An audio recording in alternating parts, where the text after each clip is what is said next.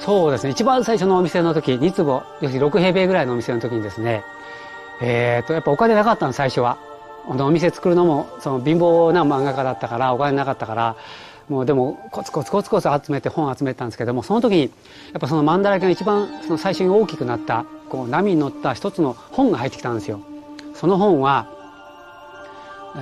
藤子不二雄さん。ドラえもんとかお化けの藤子不二雄さんのデビュー作。それを僕が発見して、で、100万で買って置いといたんですよ。で、ディスプレイ、ショーケースも自分で作って、鍵なんか簡単なもんで、本当はベリってやって開いちゃうようなショーケースに入れといたら、それがね、新聞に載ったんですよ。で、新聞に載った翌日に、ものすごい人が来まして、朝オープンから夕方までもずーっと人がいっぱいだったんです。僕もね、一人でショップやってましたから、弁当は持ってきたから、弁当食べるんですけども、トイレも入れなくて、で、夕方やっと引いたんで、ちょっとトイレ行こうと思って、振ってみたら、それもないんですよ。で、要するに盗まれてたんですね。もうショックで、生まれて初めて腰が抜けるっていうのを経験しまして、もうシャッター閉めて、しくしく泣いてました。それがね、僕の昔の一番のイベントでしたね。Le Japon, un énorme marché pour le manga et tout ce qui s'y rapporte. Les lecteurs japonais consomment quotidiennement de la bande dessinée en magazine dans les transports en commun, tandis que les plus passionnés, les otaku, sont de grands collectionneurs de mangas, mais aussi d'animation, ainsi que de jeux vidéo, de goods, de CD et DVD en tout genre. Le Japon est submergé d'une telle quantité de produits, sortant à un rythme tellement soutenu qu'une mode chasse l'autre très rapidement.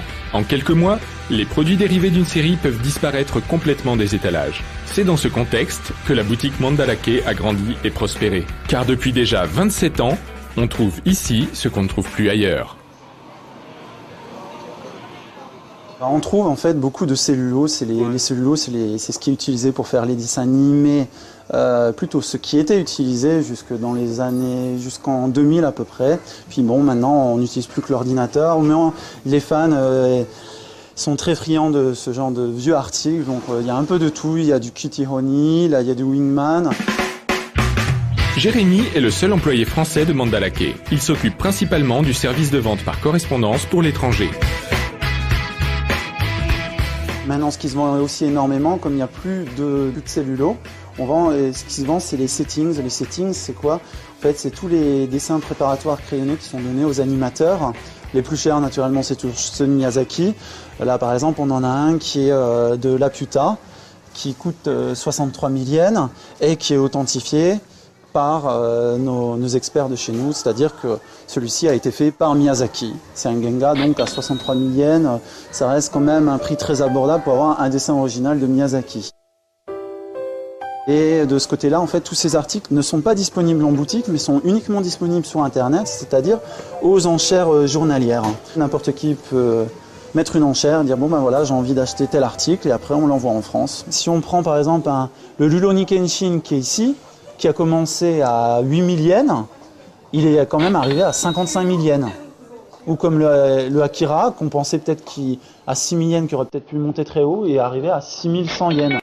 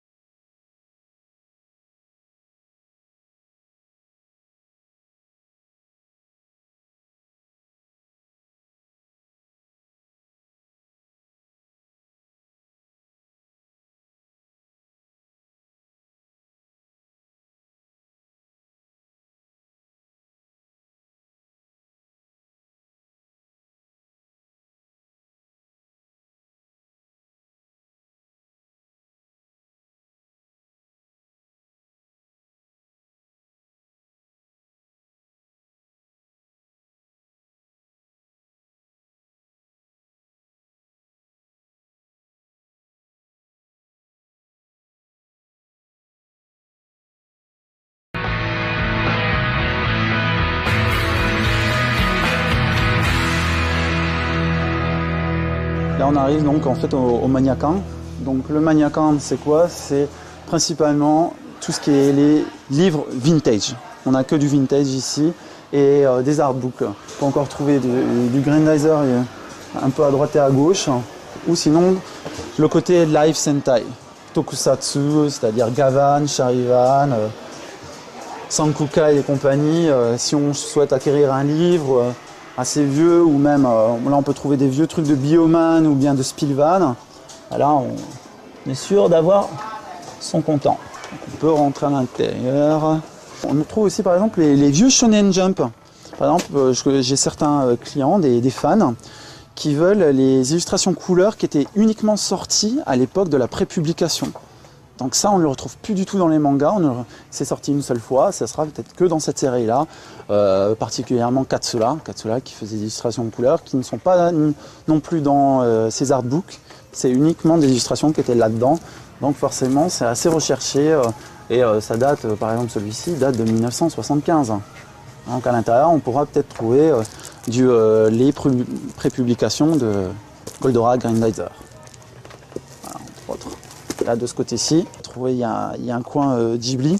Donc là, on va trouver tous les artbooks de Ghibli qui sont sortis. On prend le dernier en date. Gedo Senki. Un peu de tout. Voilà. Le vieux Jump là, qui vient d'arriver. Là, on trouve un des premiers mangas de l'auteur de Hokuto no Ken. Et là, on voit tout de suite le style. Ça fait penser à Olivier Tom, Captain Tsubasa. Donc,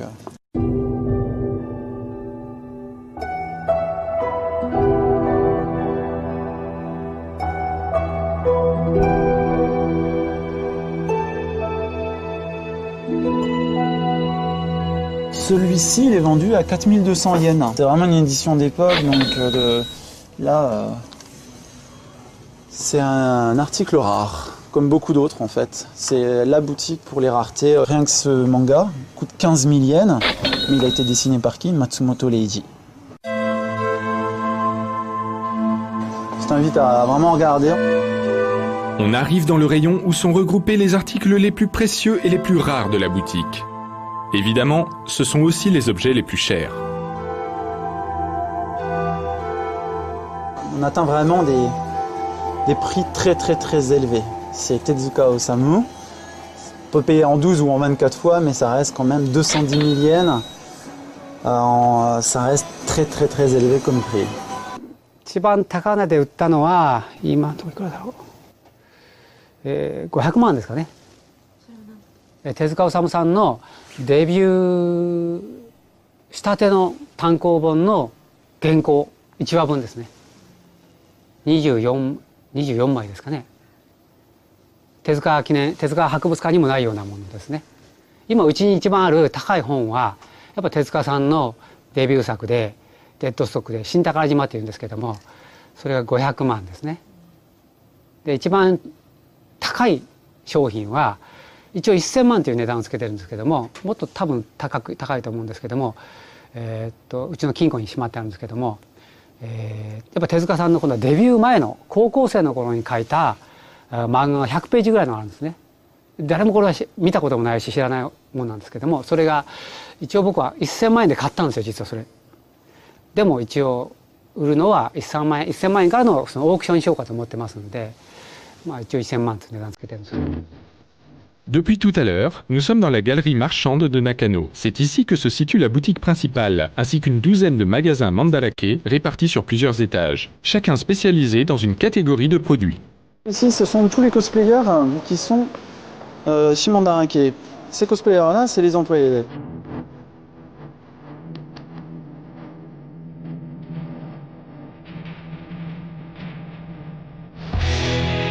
Là, on est dans la zone principale du 3e étage. Donc il y a un peu de tout. Là, on trouve principalement ce qui est cartes, du Naruto, du Dragon Ball. Les cartes les plus rares peuvent monter à des prix du style 2000 € la carte.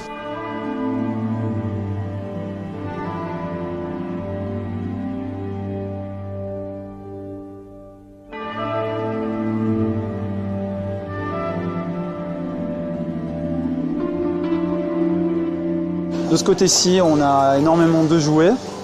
ça sera principalement les jouets du style Soul of Chogokin. Donc un peu de tout, du Gundam également. Les jouets les plus récents de tout ce qui est en Sentai, Tokusatsu, Rangers.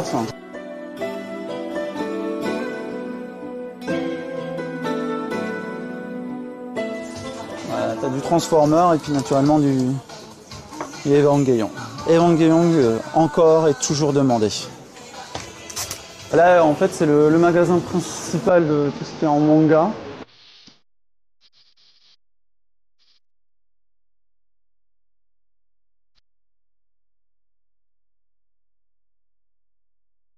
漫画を始めた頃はですね、だいたい7割8割がマニアの方、日本でいうとオタクって言われる方が 70% か 80% で、あと2割の方は一応一般の方だったんですけども、今はですね逆ですね。だいたいもう 70%、6、7割がもう一般の方で、あとがマニアオタクの方ですね。それぐらいこの構成比が変わってきました。だいぶ前からもう10年以上前からなんですけども、日本では何でも鑑定団というテレビ番組がありまして、日本人っていうのは本当はアンティークとか骨董が大好きなんですね。でもなかなか一般化してなかったんですけども、鑑定団とかあとマンダラ系なんかでもなんでこんなに大きくなってきたかと言いますと、マンダラ系はいくらで買えますよっていうその値段をですねはっきり出したんですね。要するになんて市場マーケットの明朗化っていうんでしょうか。昔日本はですね壺とか掛け軸が売ってるとこ古物商なんか行きますと、アンティークショップ行くとやっぱなかなかその値段をはっきり書いてないんですよ。で売りたい人とか買いたい人がいてもその足元を見て高く売ったりとか安く買ったりとか、それがまたビジネスだったんですけども、マンダラ系はもう最初から100万円で買うものは100万円で買えますよと、もう10万円で売ってるものは5万円以上で必ず買えますよみたいな、そういうアピールをしてきたんで、その市場が非常に活性化してきたんですね。Tous ceux qui sont ici sont en 100 yens. Donc 100 yens, ça nous fait même pas, ça fait même pas 1 euro, ça doit faire 1 euro et quelques le manga. Donc c'est très abordable comme prix et puis surtout on peut le lire avant si on est intéressé ou pas.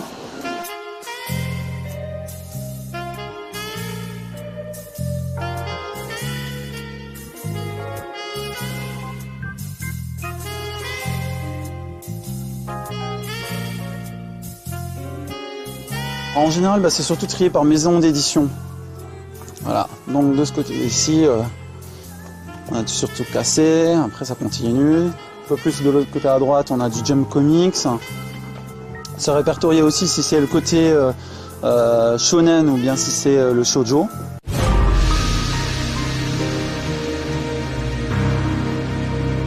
Donc là, on commence déjà un petit peu avec du vieux shoujo. On prend le premier, Candy.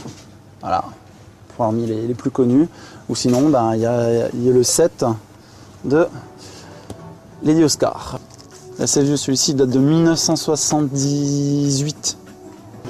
Toutes ces allées c'est du côté shoujo uniquement, du manga. Donc après on tombe aussi sur des CD, des revues un peu plus axées pour un public féminin. Il y a certaines clientes qui passent leur journée chez nous. Quand je dis la journée, c'est dès l'ouverture et elle reste jusqu'à la fermeture.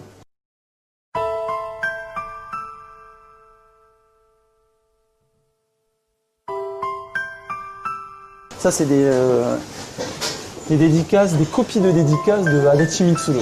Là, pour la personne qui a vraiment envie d'avoir son dessin de Miyazaki, ça c'est un Genga original qui est très très vieux et qui coûte quand même 420 000 yens.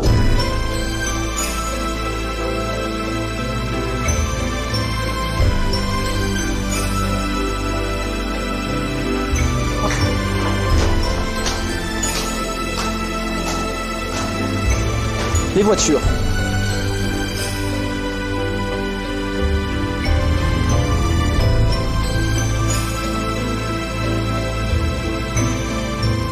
De ce côté-ci, on a le magasin Agacha, qui vient du mot gachapon, qui est en fait les toutes petites figurines qu'on monte ensemble.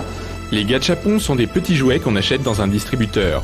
Évidemment, les collectionneurs adorent ça. Et ils viennent souvent à Mandalake pour revendre leurs doubles et acheter ce qui leur manque. Là, on est dans la boutique qui s'appelle Amazing, donc elle concerne tout ce qui est avec les articles de films Là, on a les Tortues Ninja. On va arriver tout doucement à la boutique Special One. La Special One, elle a quoi? Les vieux jouets les plus anciens en relation avec les animés et le Sentai. T'as du Ultraman, des vieilles figurines. Cela, c'est ce que tu mets pour les doigts, pour jouer, comme des marionnettes. Là, t'as un vieux Goldorak qu'il faut remonter. Là, du Liveman, enfin. T'as le Gavan et le Charivan, les deux ensemble. Il y a aussi tout ce qui est Garage Kit. Principalement les Garage Kit. Les Garage Kit, il faut les monter. Alors soit on les monte, soit il y a ceux qui sont déjà montés et peints. Si les plus gros fans, si vous voulez jouer au cosplay, à faire du Sentai, Ultra Tokusatsu, c'est là quoi.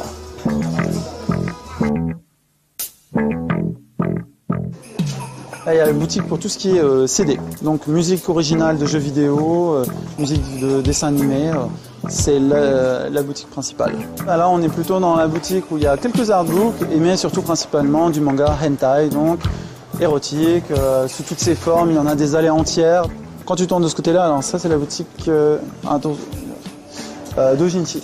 Dojinshi pour hommes, entre guillemets, puisqu'il y a aussi des femmes qui en achètent.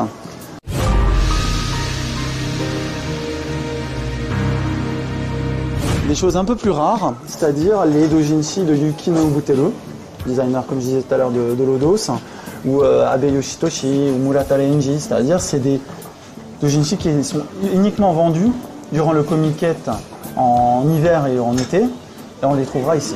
On a de ce côté-ci qui est devenu une des boutiques avec le plus gros chiffre d'affaires.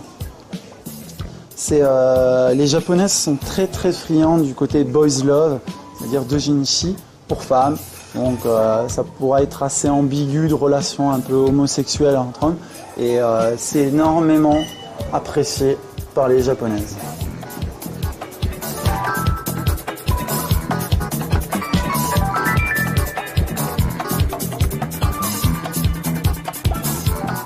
C'est les vieux jeux vidéo. Puisque tu ici, t'as les Game & Watch. Tout le monde a connu les Game & Watch, les premiers, les premières Game Boy entre guillemets, sauf qu'on ne pouvait pas changer les jeux. «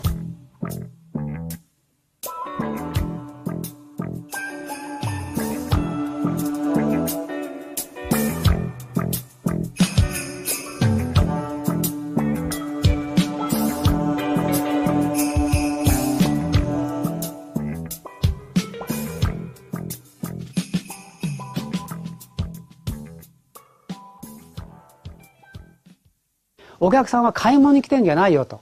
お客さんはマンだらけにディズニーランドに来てるみたいに遊びに来てんだよと。で、もう何にもなくてもよかったねって、マンだらけに来たらよかったねって思ってくれるような感じで帰ってもらえるようにやりなさいって言ってるんですよ。それがやっぱマンだらけのポリシーですね。L'empire Mandalake ne se limite pas à Nakano. Il existe aussi une boutique dans le quartier très populaire de Shibuya, et même dans d'autres grandes villes en dehors de Tokyo. Au Japon, Mandalake est finalement devenu un élément incontournable de la consommation du manga et de tout ce qui tourne autour de cet univers, si bien que son fondateur, Monsieur Furukawa, est aujourd'hui une personnalité reconnue du milieu. Il est aussi célèbre pour ses compétences en expertise. Alors, nous lui avons soumis un ouvrage prétendument dédicacé par Miyazaki Hayao. あ、こっち本物。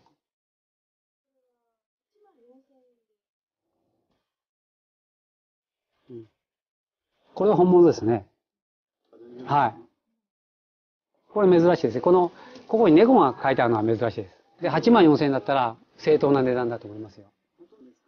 これね、ここにマクロクロスケが書いてあるのはたまにあるんですよ。あるいは本当はここに絵はないのは普通なんですね。だから絵があるのは非常に珍しいんですよ。でもあってもマックロクロスケなんですよ。で、マックロクロスケだと45,000円ぐらいなんですね。で、ここにその猫が書いてあるってことは、やっぱり8万円か85,000円ぐらいですよね。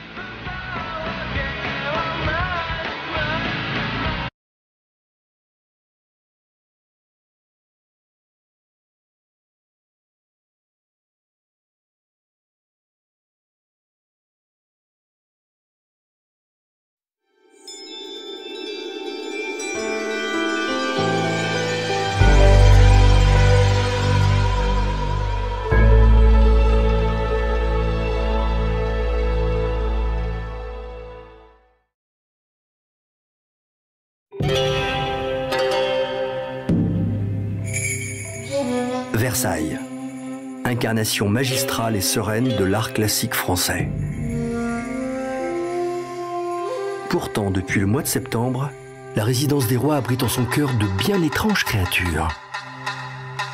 Signé Takashi Murakami. Et parmi la procession folklorique japonaise, le visiteur avisé ne manquera pas de reconnaître des figures familières tout droit sorties du manga.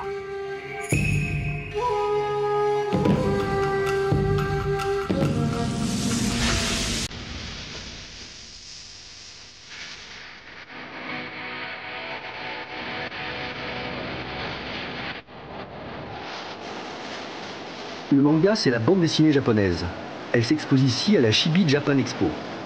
Avec plus de 16 millions d'exemplaires vendus par an, la France est devenue le deuxième pays consommateur de manga dans le monde. Ce sont près de 30 000 visiteurs qui viendront durant 3 jours pratiquer leurs activités favorites. Karaoké, jeux vidéo, shopping et cosplay. Ce petit groupe a justement préparé une prestation spécialement pour le concours de déguisement. On a un groupe cosplay de Naruto. C'est plus des versions de fans. En fait, j'ai redessiné avec mes camarades les costumes originaux dans d'autres versions.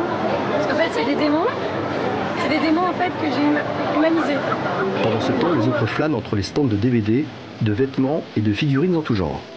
Les vendeurs ravis profitent du salon pour se faire connaître.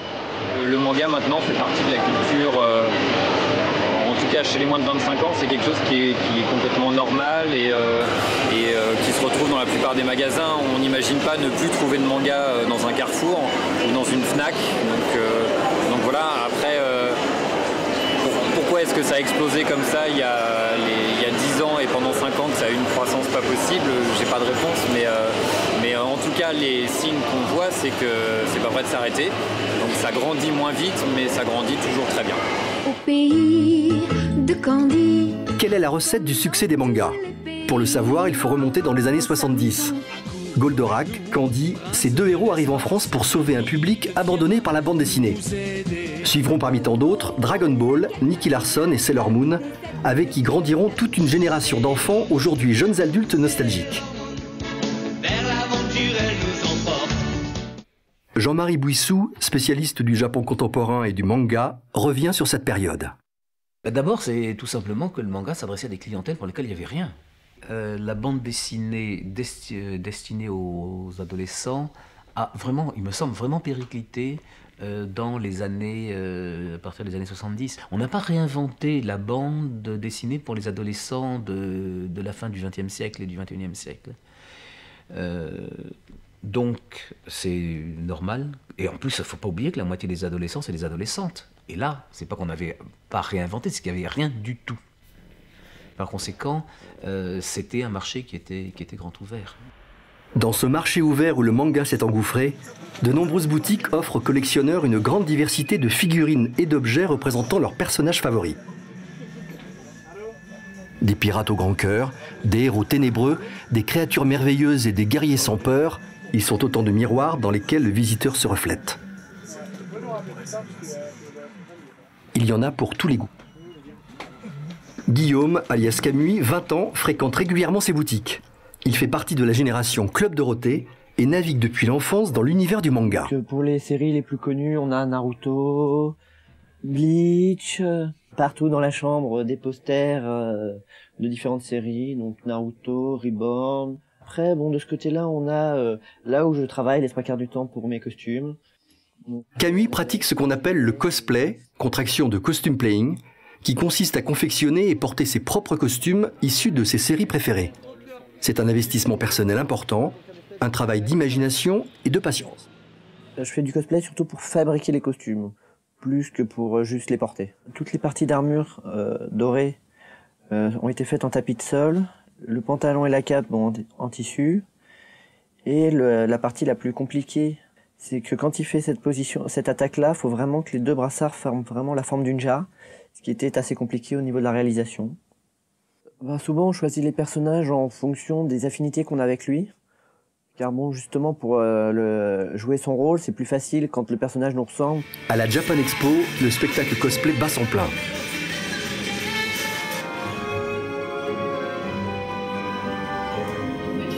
Pour les démons de Naruto, l'heure est venue de se lancer. Monter un spectacle, faire une représentation, les cosplayers font preuve d'audace.